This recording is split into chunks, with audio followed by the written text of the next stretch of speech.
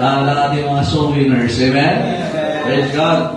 Salamat sa Panginoon. Jesus is our cornerstone. Amen? Amen. Ibig sabihin, sabi ng Bible, remove not the ancient landmark which thy fathers have set. Amen. Doctrinally, Jesus is our doctrine. Amen. Amen. Positionally in heaven, Jesus is our position in heaven. Amen. Kaya makita natin, all that we have now, it's because of the cornerstone. Sa mga kapintero, alam mo yan. Sa mga may nagpapagawa ng bahay, alam nyo yung cornerstone natin. Sa Israel, pag sabing cornerstone, hindi mo pwedeng baguhin yun. Yun ang tibay ng isang institusyon o ng isang gusali. Kaya nga, ang pamilya matibay pag si Jesus ang pumapatnubay. Amen? Ang simbahan, matibay kapag si Jesus ang sinasamba po natin. Amen? And thank God for the doctrine of the blood na inawit po nung TBJ. Ano ba? LNJ. LLJ pala. Ano ba? LLJ. LNJ. NLJ. Dami mo talaga. Dapat isali ka dun. Ano? Yung mga teen squad. Amen? Alright, ngayon po umaga ho, and I hope that you are blessed with the music. Amen? But we are here for the Word of God. Amen? Ngayon po, ating pag-uusapan is about prayer.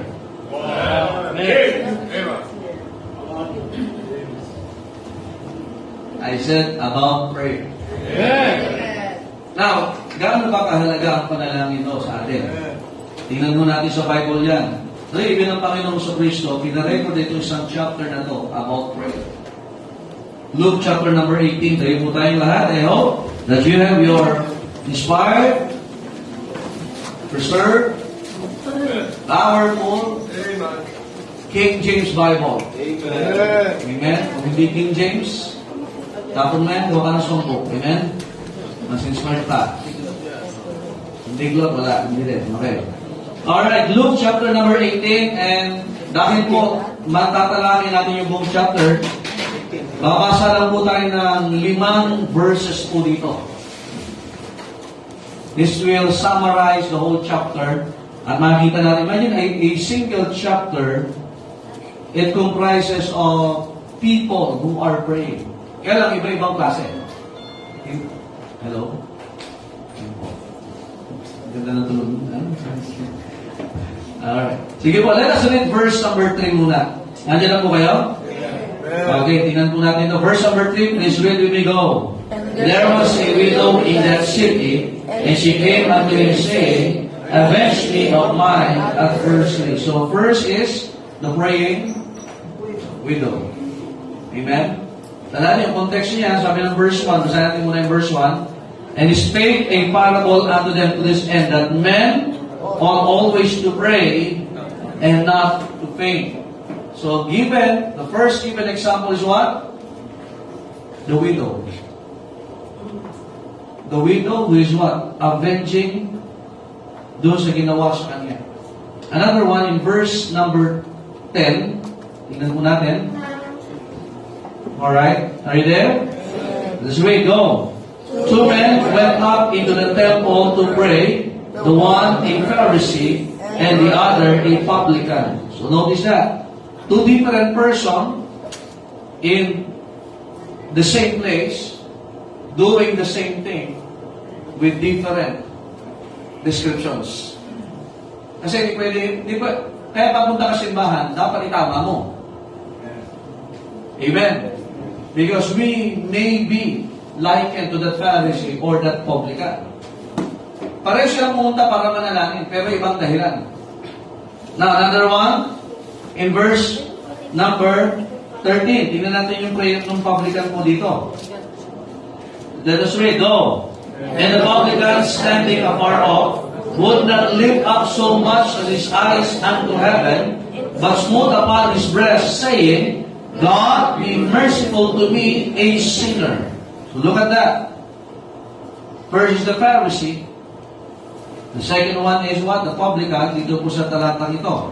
Another one in verse number 18. Sabi ng Bible, tingnan po natin ito. Are you there? Let us read. Go.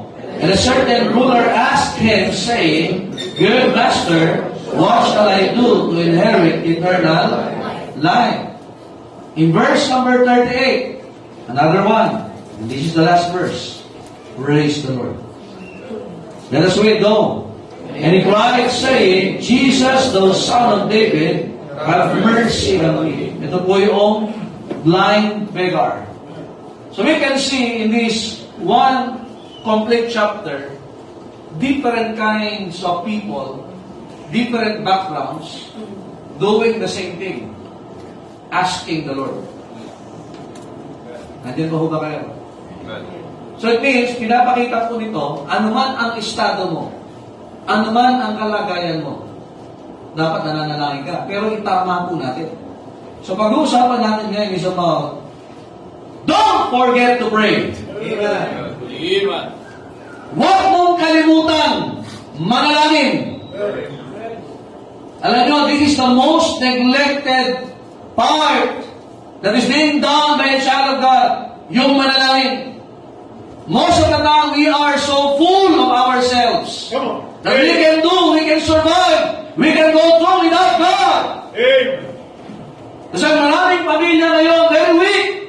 Maraming young people ngayon, nawawala ang kanilang value. And even churches are dying more because Christians forget to pray. Parents, our children are crumbling because you forget to pray. Marriages are being ruined because we forget to pray. And your faith is being caught because you forget to pray. Let me remind you, church, this morning, do not forget to pray. Let's pray. Father in heaven, thank you very much for this time. And may you help us, O God, as we study thy word. May you help us as we go throughout the Bible and this chapter, O God, that you will remind us of how important it is for us, your children, O God, to pray. May you have mercy on us and grace this morning, O God, as we go throughout this lesson. In Jesus' name we pray. Amen. Thank you. Please be seated. Now, remember this, mga kapatid, na ang panalangin tatanggapin ng Panginoon ay panalangin po mula sa kanyang mga anak. Amen. Because God doesn't have a dealing to a person na wala siyang relasyon. God will not answer a prayer sa taong hindi naman niya anak. Dahil hindi po lahat ng tao ay anak ng Diyos. Right. Lahat po ay nilalang ng Diyos. Tayo po'y naging anak ng Diyos nung tayo po'y sumampalataya sa complete salvation na ginawa ng Panginoon na siya'y nadala ng dugo, namatay, inilibing at kulit na po ay alang-alang para bayaran ng ating kasalanan.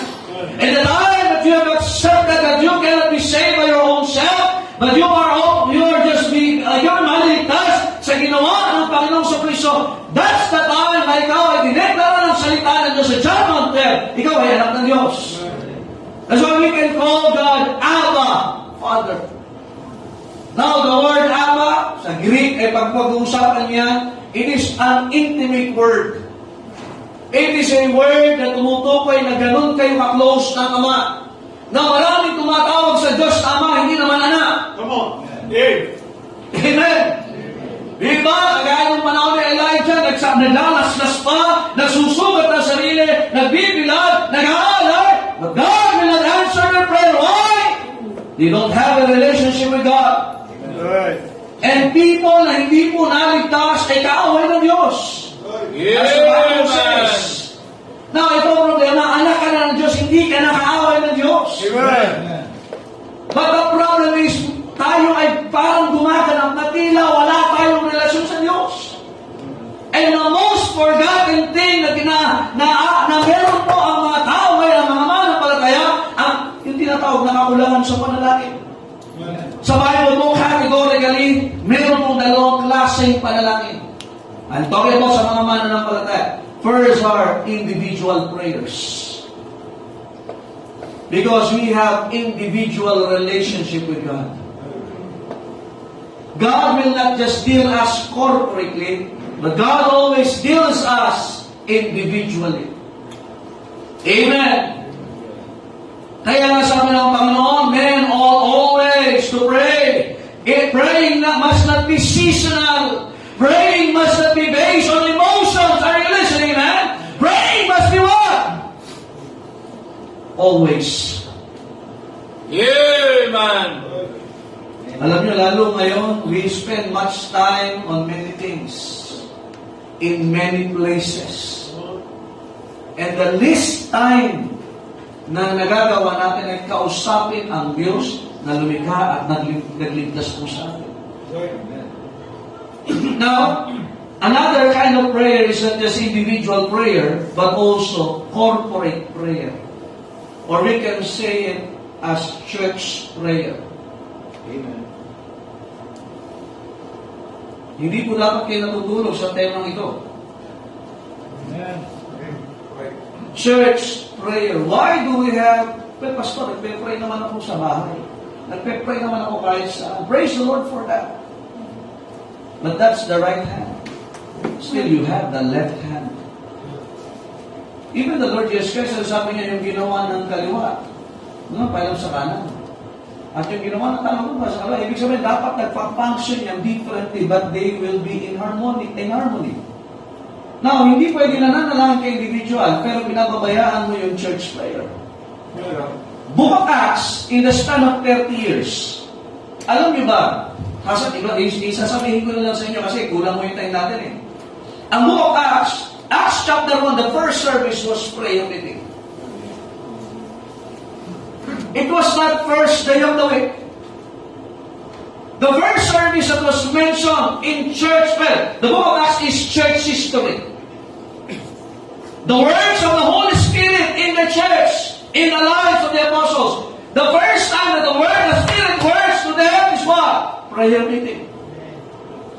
Nandiyan ba kayo? Out of thousands na naligtas, ilan yung natira? 120. Where are the 5,000 people who were fed by the Lord Jesus Christ? Nasaan yung mga pinagaling? Nasaan yung mga binuhay? Nasaan yung binigyan ng solusyon? Nasaan sila? 120 was what? The remaining people who were attending the prayer meeting. Yeah. Where are the thousands? Amen. It has been a pandemic. Local church, as a church speaks. Sa buong mundo, ito yung pinaka-problema ng mga Baptist churches. Prayer meeting. The most neglected service in a Baptist church. Come on. Amen. Prayer meeting. Right. I said prayer meeting. Huwag po kayong masaktan. Nagsisimula pa lang po ako. Right. Gusto ko po kayong matulungan na makita niyo po yung kahalagahan mo ito. Acts chapter 2 verse 42, Acts chapter 1 verse 15, verses 13, verses 14, Acts chapter 3 verse 1, Acts chapter 6 verse 4, Acts chapter 10 verses 4 and verses 31, Acts chapter 12 verse 5, Acts chapter 16 verses 13 and 16. All throughout the book of Acts, prayer meeting and prayer was mentioned. And notice that, that's why when they have prayer meeting, they are having also a powerful meeting. Amen. The church face problems. Christians face individual problems. Family faces problems and trials. But what is the antidote for that? Prayer! Amen. It has been prayer! In the Old Testament, it has been prayer! They have been victorious sa kanilang mga laban. They have been victorious sa kanilang personal life. They inquired of God. Kaya marami sa atin bumabagsak sa kasalanan. Mas marami sa atin bumabagsak ang espiritual. Sapagkat pinabayaan na po natin ang panalangin. Or hindi ka pa nagsisimulan ng panalangin. Sa Bible po, tinignan ko siya. The word prayer, the word prayers, the word pray, the word prayest, the word prayeth, the word pray. Imagine 114, 24, 313, 2, 7, and 20 times it was mentioned. Several verses. Inuulit yung mga salitang ito. Hindi mo ako kasama yung salitang asking, hindi mo ako kasama yung salitang intercession, hindi mo kasama yung salitang supplication, and that thanksgiving all throughout the Bible. Prayer pong sinasabi dito. Right. As if God is saying, hey, do not trust on yourself, you trust in me. Don't you know the central verse of the Bible is what?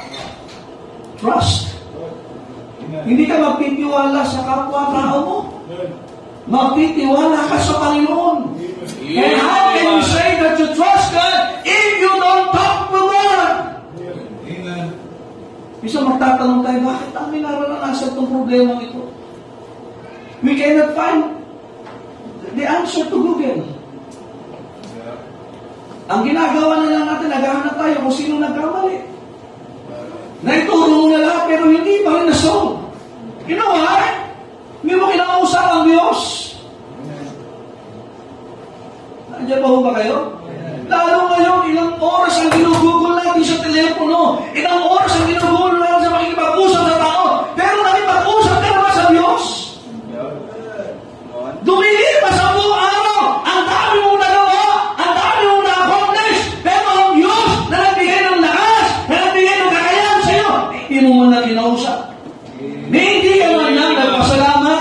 Hindi ka man lang humingi. And that is a prideful thing. A life that is full of pride is a life that is a prayerless life. All failure, nagsimula yan sa prayerlessness. Because, sabi ng Bible, for with God, nothing shall be what? Impossible. But why it seems, minsan, na wala ka na ng pag-asa, na wala ka na ng pananampalataya, pumaita ang iyong pakiramdam mo'y, you have been prayerless Christian. Ang bilis mo nang sumuko. You should imagine, itong chapter 18 na ito, punong-puno siya ng halimbawa ng mga klase ng tao na nanalangin. Kaya lang tingnan po natin. Number one, why we ought to pray? Or why ought we pray? Sa chapter 18, verse 1, tinisabi ng Bible, and he spake a parable unto them to this end. Para maunawaan ninyo ang Panginoon. Sabi, sige, ibibigay ko na yun sa inyo ito. Parable or what? Earthly stories with heavenly meaning. May gustong ipaunawa ang Panginoon ko sa Kristo, hindi lang sa mga disipulo, kundi sa mga mananampalataya sa panahon ito. And to this end, sige, para maunawaan ninyo that men ought always to pray. Parang ginagawa ko sa anak mo. Makinig ka sa akin, anak. Makinunawain mo ito. And the Lord Jesus Christ was saying, hey, look at me. Pakinggan mo ito. You need to understand that you need not to rely on yourself. You need not to rely on your job. You need not to rely on your health. You ought to pray. Men ought always to pray. And not to faint. The word faint means cessation, tumitigil. Ayaw mong tumigil sa trabaho. Praise the Lord for that. Ayaw mong tumigil humusay. Praise the Lord for that.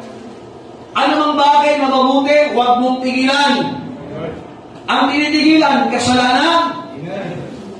Pero alam nyo ba, na kapag ikaw ay hindi na nanalangin, you have neglected the most important thing. Sa trabaho, kaya mong mag-overtime. Pero bakit sa panalangin hindi natin magawa? Ganon na ba tayo kayabang? Ganon na ba tayo katiwala sa ating sarili? Na hindi ka, pag nagkukumaw, yung mga bata, gusto natin pag-aralan sila. We want to provide them the best education kaya nung may gano'n sila. Nagkukumaw tayo sa gamit, sa paaralan, talagang lahat na kailangan nila, pinag-prepare natin. Gumagabang talaga, amen? Talaga nag-e-effort tayo. Bakit kailangan? Ayaw mong magutom, bibili ka. Ayaw mo na. Hindi lang basta bibili ka ng bagay. Gusto mo ay magugustuhan mo kakain. Dapat makakain sila. Yung mister mo dapat makakain. Hindi pwede siya lilipas na magtatrabaho siya, hindi siya kaalis siya na hindi siya nakakain. Bless the Lord for that. Kailangan eh. Yung bills mo, huwag naman malungkot. Hindi pwede, hindi babayaran. Amen. Lalo-lalo na internet. Marami sa atin talagang nasisira ang buhay pag naputulan ng internet. Kasi kailangan, kuryente kailangan, tubig kailangan, edukasyon kailangan, bahay talagang. Pumunta kami sa Pag-ibig, di sa Rosario. Kasi nag-try lang ako. Kasi sabi ko, sige, subukan nga natin yan. Kasi subukan ko parang, gagawin, uwi na tayo. Ang dami nakawila. Gusto lang kumuha ng bakay, titis lang nakatayo doon, naghihintay ng numero. Bakit kailangan eh? Hindi lang para sa kanila, kundi sa mga tao umaasa sa kanila. Tama ko ba? Listen to this. Ang napabayaan mo yung pinakamahalaga. Men, it is not a suggestion. It is a necessity. It is essential. The man ought always to pray. May mga pagkakataon pwede mong tigilan ng iba, pero ang panalangin hindi dapat. The Bible says in verses 1-18, pray without ceasing. Ang problema sa atin, you have ceased to pray. When was the last time na nanalangin ka sa Panginoon? Yung pagsabi panalangin, taintim ha? Heart to heart. Panginoon, ikaw, Panginoon. Hindi ka doktor, hindi ka teacher, hindi ka engineer, hindi ka sundalo. Panginoon, anak mo po. The last time that you talk to God with that kind of spirit. With a childlike attitude. Yung parang bata. Yung parang bata. Gano'n. Hindi bata lalaki. Doktor, bigyan mo. Hindi. Kailan? Kaya marami sa atin ang malungkot. Remember Moses, when he faced God, nagliliwanag yung tsura niya. Lalo kung wala ka ng buhok, tapos kausap mo ka ng sobrang liwanag mo. What a light. Pero kahit wala kang buhok, pag hindi ka nananalangin, ang dilim lagi ng mukha mo. Tingnan nyo, bakit malungkutin ka ngayon? Bakit wala kang pag-asa? Ay humaharap ka sa Panginoon? Amen. Sino nakita nyo? Tingnan sa bahay ko, si Moses, nakausap ang Panginoon. Grabe yung itsura niya. In transfiguration ng Panginoon sa Kristo, this light, makipagpapalang, he was shining. Kaya marami sa atin, madilim ang isip, madilim ang buhay, ang puti-puti mo, pero ang dilim ng isip mo. Masaklap ito, madilim na. Ang kulay natin, madilim pa ang buhay natin. Pilipino tayo, brown tayo eh. Wow. Pero ang tsura mo, hindi brown. Bakit hindi ka nakikipag-usap sa Panginoon? Pagharap mo sa Moses mo, ang init ang ulo mo. Pagharap mo sa anak mo, ang init ang ulo mo. Pagharap mo sa school, lahat na aburito. Wala taong nangyayari. Why? Hindi ka na nanalangin eh. Hindi mo nakakalimutan kumain, hindi mo nakakalimutan mag-aaral, hindi mo makakalimutan magtrabaho, hindi mo nakakalimutan lahat, pero kinalimutan mo at inigilan mo ang panalangin. Men, always pray. Hey, do not forget to pray. Mahalaga na ang ginagawa mo, pero ito mas mahalaga. When was the last time you have to meet yourself, aating ka lang ng prayer meeting? Marami sa atin, akala nyo hindi mahalaga ang prayer meeting. Let me tell you something this morning. Ang gawain ito, nasimulan na ay sa panalangin. Ang buhay nyo, ipingalan na namin para sa inyo. It's about time to be a Christian. To pray for somebody. Sometimes hindi mo kakilala. Suffering. Dami pinagpe-pray doon. Meron ako listahan dyan weekly. Meron regular, so ulado ko na yung pangalan nila. Everyday, pag naalala ko ito, kapatid, yung prayer request mo. Ito naalala ko, ito yung prayer request niya. Ito yung prayer request niya. Kahit nasaan, mananalangin ka. Ito ang prinsipyo ko, when God reminds you of somebody, then, hindi problema ang hintay ko yung dapat ko ipanalangin para sa taong yun.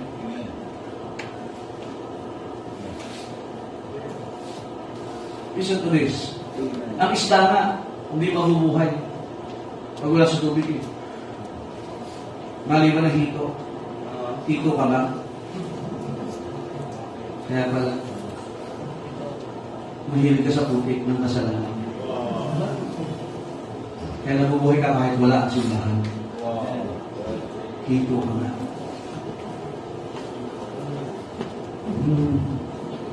Sa bahay mo, mga kapatid, we ought to pray. Pray! We ought to pray. It's not a suggestion, mga kapatid. Amen. Wala hong simbahang naging matagumpay na hindi ho nanalangin. Amen. Walang pamilyang naging matibay na hindi pinagbuklod ng panalangin. Sa mga mag-asawa, hindi nga po, ako dito pag nagka-counsel, nag-aaway, pinag-pray ko sila lahat. Kaya pag-pray mo mister mo, kaya pag-pray mo misis mo. Isa nyo ba kayo mag-pray? Panginoon, kaya ayaw nag-counsel sa akin. Bakit tayo may pag-pray? Kala ko mahal mo yan. Amen. Honestly, baka mamaya sinasabi natin pinag-pray natin, pero ito lang pinag-pray. Right. Kasi pinapanalangin mo, alam mo yung kahinaan, lalo kasama mo lagi sa araw-araw yan, matatanggap mo siya eh. At saka, hindi, may pag-asa na babaguhin ng Panginoon ko.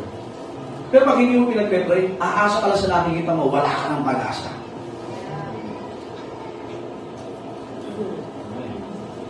See, failures happen when we what?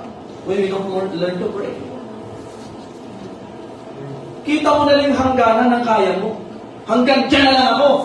Ang gusto ng Panginoon, tawirin mo yan. Pero hindi ka makakatawid kung hindi ka makipag-usap sa dumungan ng daan. Amen. Tandaan natin mga kapatid, prayer, we ought it to ourselves. Bigyan mo naman ng pabor ang sarili mo, manalangin ka naman. Don't you know that when you are praying individually and praying with the church, binibigyan mo ng malaking pabor ang sarili mo? That's right. Look at this in Philippians chapter 4. Are you still there? Di po ako galit. Amen. Ayaw ko na kayong makakatulog. Amen. Kasi pagkaganito mga preaching, ang prayer of preaching, maraming natutulog eh. Kaya maraming Kristiyano tulog. Come on. Spiritual. Philippians chapter 4, verse number 6. Be careful for. Kaya huwag kang mag-alala. Alam mo, taong nag-aalala, nadidisgrasya. Nagmamanayo ka, ang dami mong inaalala. Napapaghabag ka. Nasa tahanan ka, nagluluto ka, nawawala ka sa sarili. Kala mo yan ako, bitawan mo na pala. Ang dami natin inaalala. We are troubled on every side. Be careful for. But in every, hindi isang salita yan ha, every, isipin mo, kahit maliit, malaki, everything by prayer and with thanksgiving, let your request be made known unto God. Don't you know that when you learn to trust God through prayer, binibigyan mo ng pabor ang sarili mo. Pero pag hindi ka nananalangin, tinatanggalan mo ng pabor, pagkakataon ng sarili mo na umunlad at maging mapayapa. Tingnan mo nga ng prayer, verse number 7. And the peace of God. There is a difference between peace with God and peace of God. Yung peace with God, nangyari sa atin yun nung tayo naligtas. We have peace with God. Romans chapter 8. To our Lord, Jesus Christ. Kaya nga, dahil kakawin tayo ng Diyos eh. At nung tayo naligtas, we have acquired the peace with God. Kapayapaan na tayo sa Diyos. Kaya huwag ba masabi ng peace will be with you, kundi naman save yan. Peace be with you. Eh, save yan. War kayo niya. Can two walk together except they be agreed? Save ka, save ka, sa'yo, peace be with you. Really? Nagkasawa ka ng believer, peace be with you. War yan, mga kapatid. Amen. War yan. Maniwala kayo, war. The battle is raging. Kayo lagi the blood washed down. May duguan lagi. Nag-usap kayo, duguan yung isa. Walang kapat. Anong buhay na walang kapayapaan? Puno ng kaguluhan. Pag-isip mo sa umaga, parang, ha! Nakiingos ka lagi. Mag-uusap lang kayo, ha? Kasi mga magulang sa anak sa mga mag-asawa. Ha! Parang ka nakadagdag defensive mood ka lagi. Hindi ka makapag-usap ng payapa. Parang laging may kutsilyo sa ito. May baril mo siya. May nagkamali ko, tatamaan ko. O, tingnan niyo po ng panalangin. And the peace of God, yung kapayapaan ng Diyos. There is no real peace without the Prince of Peace. And the peace of God, which passeth all understanding, shall keep your hearts and minds through Christ. Jesus, pag wala ang kapayapaan ng Diyos, bagabag ang isipan mo, bagabag ang puso mo, ang tanda mong tingnan. Right. Ang tawag nila diyan, stress. Bigyan mo ng pabor. Gusto mo ng pabor? Gusto mo ng pabor? Bigyan mo ng pabor sa sarili mo. Hindi ka bibigyan. Hindi ka magpapaspalan lagi. Hindi ka magpaparibahan. Hindi ka magpapamanicure, pedicure. Pero I'm giving myself a favor. Bibili ka ng damit. Hindi lang mo yan. Pagkatapos stress ka pa rin. Kasi yung shopping monthly. Amen? Alam yung stress niya? Give yourself a favor. You pray. Amen. Pagod yung katawan mo, pero binanggiton, minds and hearts. Ang katawan kasi, pag ipinahigan mo, lumalakas. Pero ang isip at puso, tulog ka na. Pag-isip mo, akala mo lang pahinga ka, mas pagod ka ba? Kasi bakit binubuhan mo ng sarili ang problema? Hindi ka nangangalangin eh. Amen. Yung hindi mo kaya, pinipilit mo kaya broken. Bigyan mo ng pabor at ulit ko. Mahabag ka naman sa sarili mo. Manalangin ka naman. Hindi mo na kaya eh. Hindi, kaya ko pa to. Hindi ako makipag-usap sa asawa ko. Kaya ko pa to. Hindi ako makipag-usap sa magulang ko. Kaya ko pa to. Titigasun ko pa. Kaya ko pa to. Hindi mo alam parang ang bakal. Ang rupok-rupok mo na isang araw na lang, mabibiyak ka na. Nandiyan po ho ba kayo? Mga magulang, kaya minsan sabi nyo, sawang-saw. Ay, sabi na, alam, pinakapangit na marinig sa magulang yan, tsaka sa asawa, sawang-sawa ka. Sakmanin. Yung iba nga, di ba, bawal na nga yung kanin, hindi ka pa tumitigil, di ba? Di ba? Hindi ka na nagkanin, puro pansit ka naman, juice at saka matatamis. Araw-araw mong kinakain, hindi ka nasasawa, may sakit ka na, ayaw mo bang tigilan? Pero bakit yung panalangin na manuwi ang mangyayari sa'yo? Tinitigilan mo. Amen. Tigilan mo yung kanin. Amen. Fit ka na.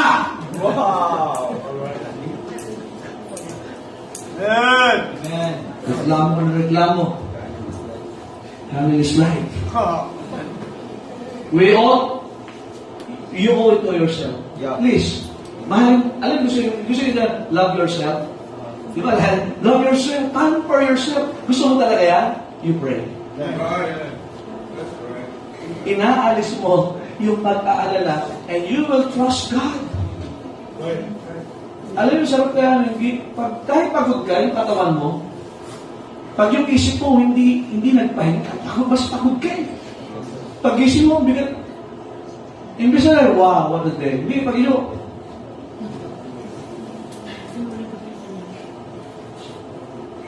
eto, bago matulog, nagpe-pray na. Amen. Kasi pag-gising mo lang sa mga may asawa, pag-gising mo siya, makikita mo. Wow. Pag-gising mo, praise the Lord. Bakit? Kinatry ko ito kagabi. Wow. Pagbuka niya ng hininga niya, morning breeze. Di ba, alam natin kahit anong amoy daan. Pero pag pinapanalangin mo, ay mga anak, pinag-pepper niyo ba magulang niyo? Sige nga, ang dami mong hinihingi, hindi mo man lang inilapit sa Diyos ang magulang mo. Makadiman ka, kala mo may patago ka. Right. Para kay prodigal son, buhay pa, inukuha na ang mana. Hindi mo nga pinanalangin yung magulang mo. Offended ako sa magulang. Bakit siya hindi? Come on. Kaya kanya na pagtitisan, hindi nalapit ka pa niya sa Panginoon. Kung siya'y may ibang tao na matagal ka nang nawala. Tama? Grabe. Kaya mga magulang, huwag kayo mag-reflect up. Dapat, kung gusto nyo, bigyan nyo ng pabor sa sarili nyo. Manalangin ko kayo. Hindi yung, kaya ko kasi ito, kaya hindi ko na pala kaya. And also, we ought it to others to pray. 1 Samuel 12:23. Ano sabi ng Bible? Provide mo tayo mga kapatid. 1 Samuel 12:23. Anong sabi po ng Biblia? Moreover, as for me, God forbid that I should sin against the Lord in ceasing to pray for you. Alam niyo ba mga magulang, mga asawa lalaki, asawa babae, kasalanan na tigilan mong ipanalangin yung mga tao na mahalaga at ibinigay sa iyo ng Diyos. Amen. At alam niyo ba kung gawin miyembro ng simbahan ito, kasalanan na ikaw ay hindi dumadalo ng pulong panalangin. We stand with Israel. Pero don't you know yung katabi mo, anak ni Abraham by faith. Wow. Physically, yung lahi, by race, anak sila ni Abraham. Spiritually, in the book of Galatians, anak po tayo ni Abraham. Amen. By faith. Ipinanalangin mo ba yan?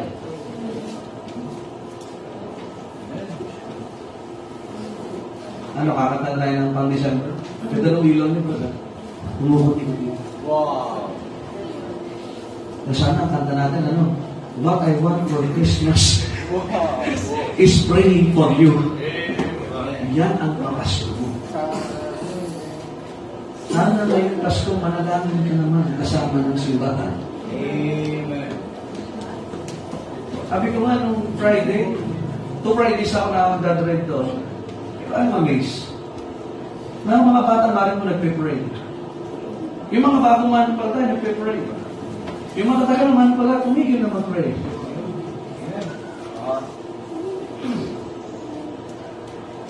Amen. You ought it to others. So sabi, but I will teach you the good and the right way. Ano yung good and right way? Kaya mo maturing ng mabuti at tama pagkausap mo ang Diyos ng katuwiran. Kaya minsan pag nagdirekta ka sa ibang tao na hindi mo pinapanalangin, hindi ka na nanalangin, sigurado baka mamaya mali at masama ang naibigay mo sa kanila. Mga magulang, ayaw yung bigay sila ng masama, yung mga anak, di ba? Bakit mag-usap ka sa Diyos?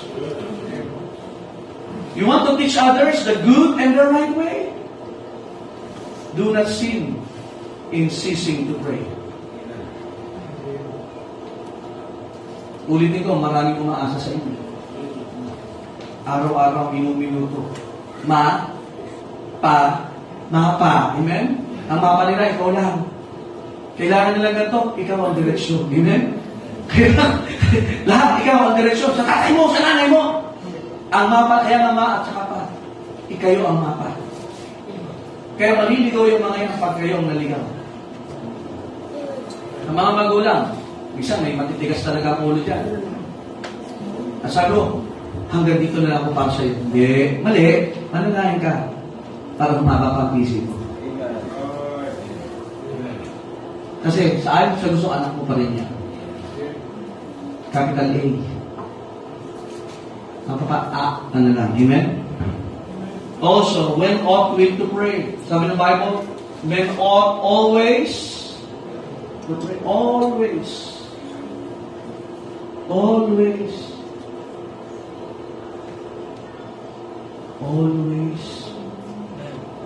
At yung dalawa, always. Lagi. Yung mga Muslim, kasama kasi sa kaligtasan nila yung nanalangin sila ng 5 beses sa isang araw. Kaya meron silang dalang flying card. Kung saan sila abutin. Talagang ano yan? Kahit saan yan. Public place. Kahit saan. Oras nila yun eh. Hahanga ka rin sa devotion ng mga kulto nila. Sa atin ito, prayer meeting na nga lang, hindi pa nakarating. Amen. Amen. Isilang 5 beses sa isang araw, ha? Saan na nabuti niya? Nasa siya. Okay na oras na. So, in unison sila. Worldwide. Sa atin naman, schedule naman tayo. Amen. Yeah. Amen. Amen. Amen. Amen. Amen. Amen. Daniel chapter 6 verse 10. Still there? Ayun na, mababa na adrenaline ng iba. May bulalambitin na sa mga mata. Pakibasa mo ang Daniel chapter number 6, verse number 10. Read. He went into his house, and his windows being open, his chamber toward Jerusalem, and he held upon his knees 3 times a day, and prayed, and gave thanks before his God, as he did the work. Ang mga audio, 2 beses na sila kumakain. Breakfast and dinner. Wala po silang lunch. Wow. Pero nakita natin, Daniel prayed how many times a day? 8 times. Nag-iisip po, kagaya ba natin siya 3 beses kumain? Iba, 5, 6, 7, 8. Amen? Wow. Pero ito, mas madalas siyang manalangin kaysa kumain. Iba sa atin, mas madalas kumain kahit walang panalangin.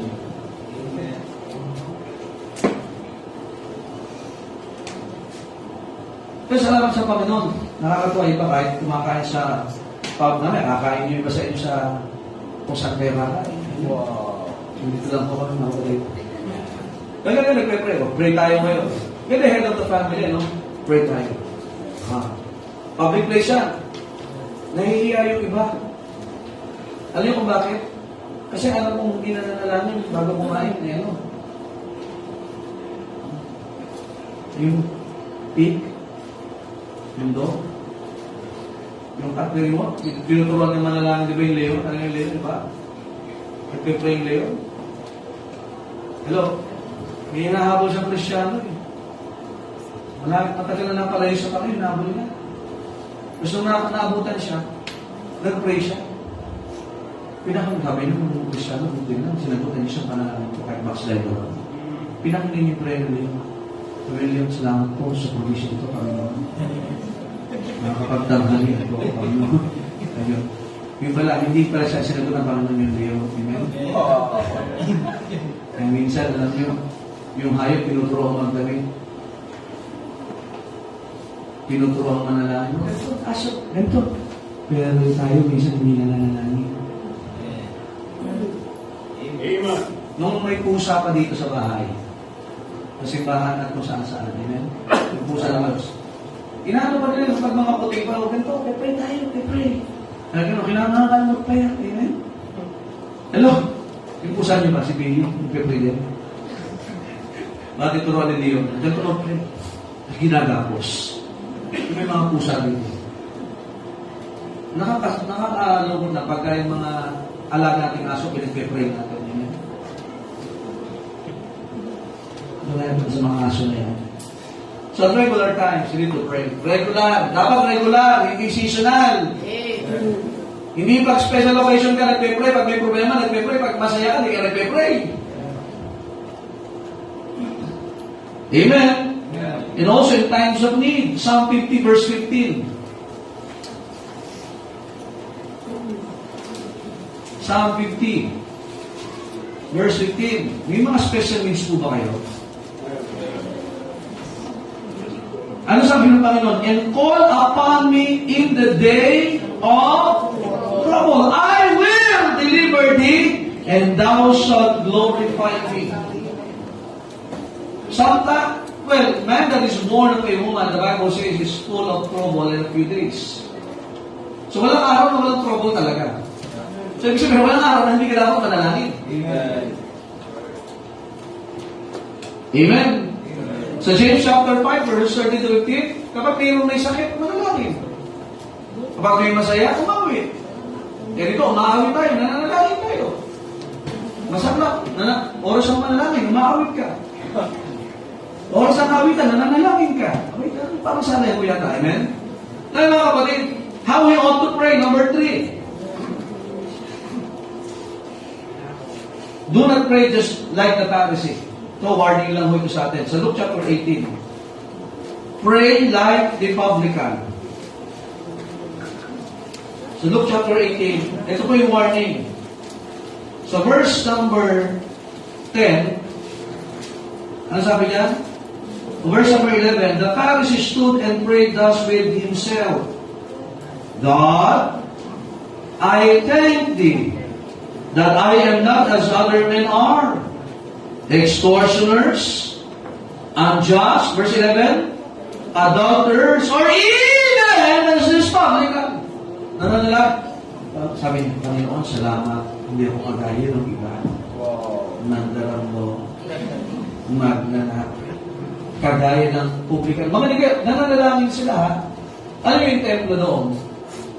Imagine, yung Pariseo nakakapasok. Ang Pariseo, meron niya suit dito. May phylacteries yan. Yun yung tinatawag na prayer verses. Meron siya dito at saka dito. Hello? Kaya pag naglakad yan, talagang parang spiritual. Kaya sabi naman, yung mga Pariseo, parang nicho. Maputi sa ibabaw, nangabubulok sa loob. Imagine naman sa templo, akayin niya yung publikano. Ang ginagawa lang, tinitingnan mas mataas ang sarili sa iba. Panginoon, salamat na lang, di ko kasi sama. Kasing pangit. Kasing backslider, lahat tayo nagkakamali. Amen. Hindi, nandun siya sa loob. Alam niyo yung publikano, hindi siya, kasi pinagbawal ang mga publikano na pumasok sa may templo. Kaya sa labas lang sila. Imagine may opportunity ka para sa iyo na makapasok doon, mali pa yung klase ng panalangin mo. At ikaw nasa labas na walang opportunity manalangin, Panginoon, kahabagan niyo po ako. And he was not hitting his chest. Panginoon, kahabagan niyo ako, patawarin niyo ako.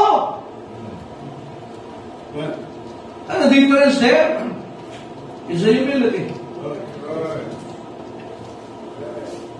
Tayo nagpapasalamat sa Panginoon na ilagay tayo sa maayos na kalagayan. At hindi natin ito dapat ipagmalaki, kundi gawin natin opportunity para maakay yung iba. Amen? Nandyan po ba kayo? Not just a humble praying, but also an importunate praying. Doon po na makita natin dito, doon sa widow, hindi niya tinigilan hanggat hindi ibinigay sa kanya. Kaya yung judge, sa verse number 5, look at it. Yet because his widow troubled me, I will avenge her, lest by her continual coming, she will me. Parang hindi na siya bumalik. Napapagod ay tayo. Imagine, makinig ka araw-araw, Judge! Tulungan mo ako, ipaghiganti mo ako! Wala siyang pambayad. Araw-araw na ginagawa yun. And she was getting the attention of the judge. Teka, sige, tutulungan na kita. Napapagod ako, pakinggan ka. Isa natin, tumigil ka na. Napagod ka na lumapit sa Panginoon. Alam niyo yung importunate praying? Hanggang hindi mo nakukuha, huwag mo tigilan sa Panginoon. Kung talagang mahalaga sa'yo, kung talagang matuwid sa tingin mo, huwag mo tigilan sa Panginoon. Ang problema sa atin, nasawa na tayo. Kailan ka huling lumapit sa Panginoon?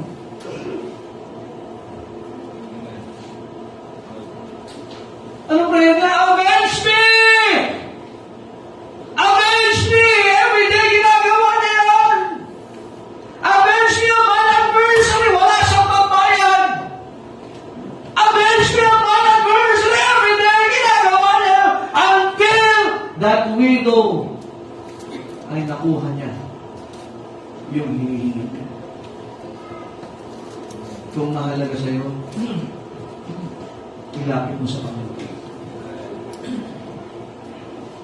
Minsan tayo, yung iba sa atin, minsan nagtatanong, ayoko nang manalangin kasi tagal-tagal ko nang pinapanalangin hanggang ngayon wala pa. May tinuturo ang Panginoon sa atin dyan. Kasi hindi yung timeline natin, timeline ng Panginoon. Hindi pa ba kayo? Importunate praying. Kaya kung saan ka mapapagod ka na mapagod manalangin. Sipagan mong manalangin. And also in verses 16 and 17, a childlike prayer. Supper, verse number 16, but Jesus called them unto him and said, Suffer little children to come unto me, and forbid them not, for of such is the kingdom of God. Listen to this. Alam mo, bakit pinakita ng Panginoon na yung mga bata, huwag niyo silang hadlangan lumapit sa Panginoon. Kasi gusto ng Panginoon yung tiwala na klase na meron ng mga bata. Kaya parang nasubukan niyo yung mga bata, minsan papatalo na niyo. Ay, sa pool, di ba? Matalong ka, naandito ako. Pero sa iba, hindi tatalon yan. Pero dahil ikaw ay magulang, enjoy sila. Amen? Amen. Kasi bakit? Alam nila sasaluhin sila. Yung tiwala ng mga bata napakasimple. Buong buo. Ang tanong, tiwala mo ba sa Diyos? Buo ba? Buo ba? O, Panginoon, tulungan mo ko. Tulungan kaya ako ng Panginoon. Ano naman? Para sa kakain, tigil tayo lahat. Bakit nagmulat ka? Mulat ka rin dati. Ganun ba katiwala? Pag sa mall, or may bibili ka sa palengke, kampante ang mga bata. Bakit? Alam nila, may pera si mama at si papa. Wow. Kaya minsan sabi ko, huwag tayong dumaan dyan. Wrong way. Na yung mga papunta ng Toy Kingdom. Tsaka ano ba yung lugar dyan? Kasi sabi ko, hindi tayo dadaan dyan, may ibang daan. Pagdaan mo meron din doon. Sabi ko, where's the right way? The steps of a good man. Ha? Pero mga kapatid, tinan nyo ha?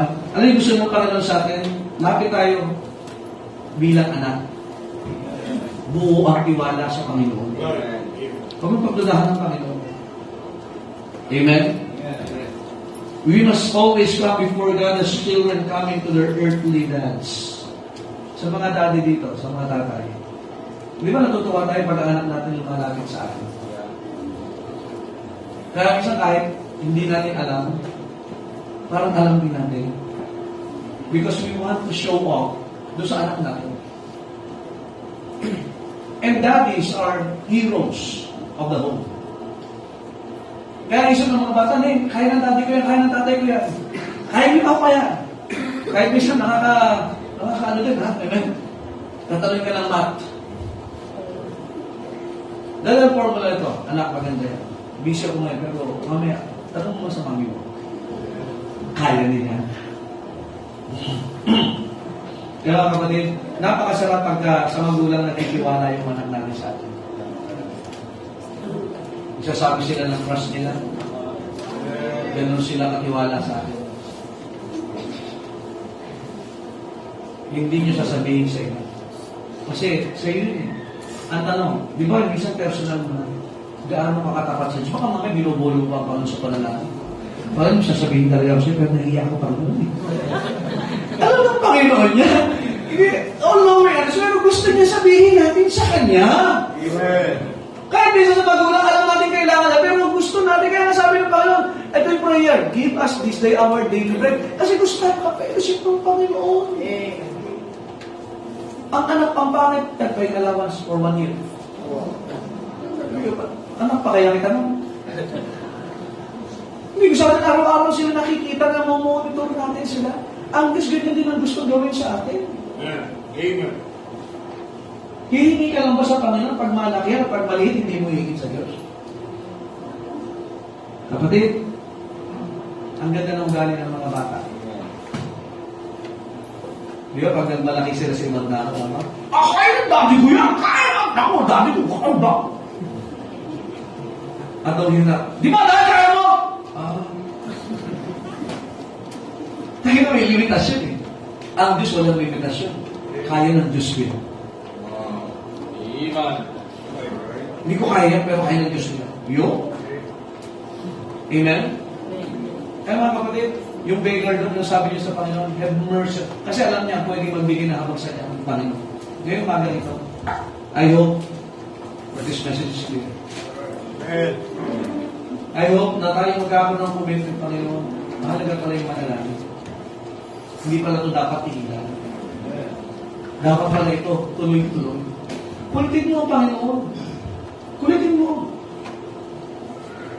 Di ba, bisa kayo mga anak kayo, kahit walang kwenta. Kinakausap tayo, okay yun.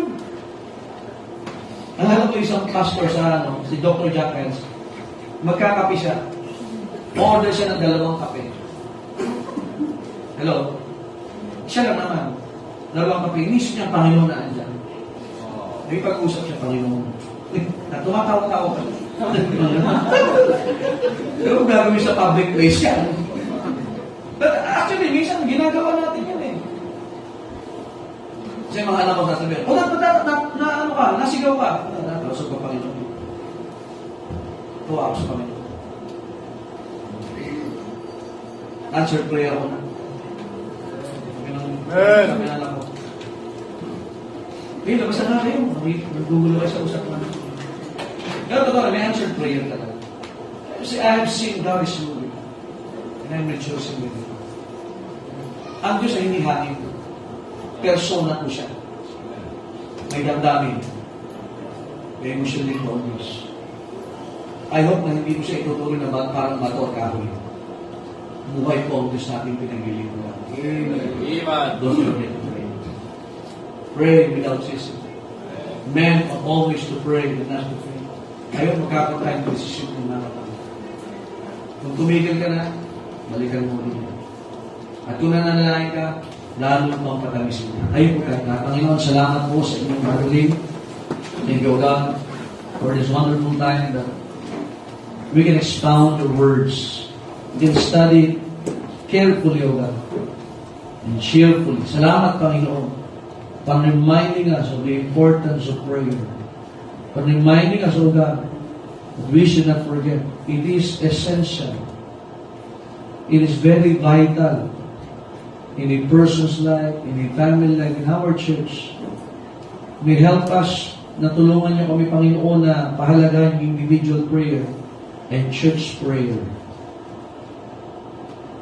I hope, Panginoon, na makita na niyo mga anak ang kahalagahan na ipanalangin ng mga mahalagang tao, mahalagang gawain, mahalagang panahon na ito.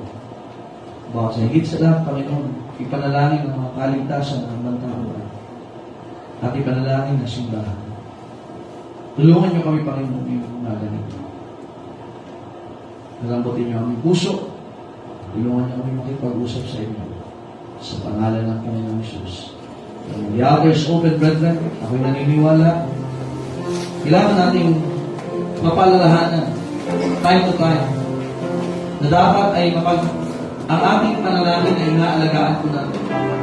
Ganun lang ka-urgent, ganun lang ka-imminent ang sinabi ng Panginoon, men ought always to pray. It must not be seasonal. It must not be emotional.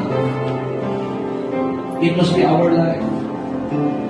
Whether it's big, it's small, delikado, masaya ka, talk to God. Pray for your spouse. Pray for your kids. Pray for your parents. Pray for unsaved loved ones. Pray for the church. Pray for the needs. Be thankful.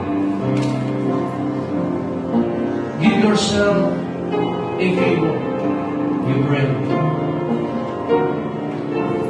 You are making it hard when you are ceasing to pray. Bilang magulang, bilang asawa, it's not time for us to stop praying. Huwag mo sasama, huwag mapapagod na. And as Christians, we ought to pray as a church. Find time, make an effort to come in our prayer meeting. It is mentioned numerously in the Bible. Those believers na nagpakita, na nag-suffer, they have been victorious not because of their own capacity, but because of the power of God. More prayer, more power. Father in heaven, thank you very much for this morning. Thank you, God, for the response of thy people. May you help this church. May you help every family, every individual. We will not forget to pray. Thank you, O God, for your wonderful works. In Jesus' name we pray. Amen. Tayo po tayong lahat. Tayo po yung mawit. Song number 122. Let us sing Whisper a Prayer. Amen. Song number 122. Let us sing this song. Amen. First stanza of song number 122. Sing.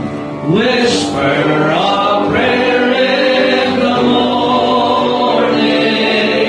Whisper a prayer at noon. Whisper a prayer in the evening to keep your heart in tune. On the second stanza now. God answers prayer in the morning. God answers prayer at noon. God answers prayer in the evening to keep your heart in tune. All the last stanza now. Jesus may come in the morning. Jesus may come at noon. Jesus may come in the evening. So keep your heart in tune. Amen. I hope that everybody will whisper a prayer. Amen. Again, please be seated. Magkaroon po tayo ng special offering for our maintenance po ng ating air conditioning units. Kailangan na po ipalinis para po mas malikitawin po kayo sa susunod na linggo. Amen.